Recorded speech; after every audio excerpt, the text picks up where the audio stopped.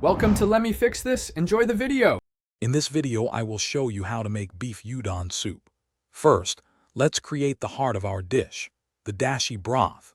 Combine 4 cups of dashi with 1/4 cup of soy sauce and 2 tablespoons of mirin in a pot. Bring this mixture to a gentle simmer over medium heat. Let it cook for about 10 minutes, allowing the flavors to deepen and blend beautifully. This simple step sets the foundation for an authentic and delicious udon experience. Next, we prepare the beef. Take 8 ounces of sirloin and slice it very thinly against the grain. This ensures tenderness.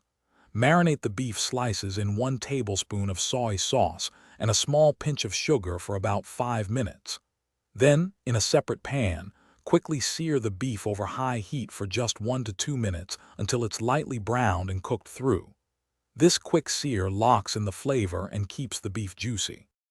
Now let's get those udon noodles ready. Cook 12 ounces of fresh udon noodles in boiling water for 2 to 3 minutes, or as directed on the package, until they are perfectly al dente. While the noodles cook, prepare your favorite toppings. Thinly slice some green onions and perhaps prepare a soft-boiled egg. You can also quickly blanch some spinach or bok choy for a fresh, green element. Finally, it's time to assemble your delicious beef udon soup.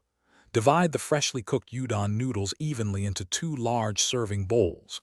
Carefully arrange the seared beef slices on top of the noodles.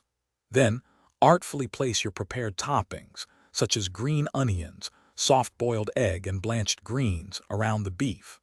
Ladle the hot, aromatic dashi broth generously over all the ingredients. Serve immediately and enjoy your homemade udon. Thanks for watching. If you found this helpful, don't forget to like and subscribe.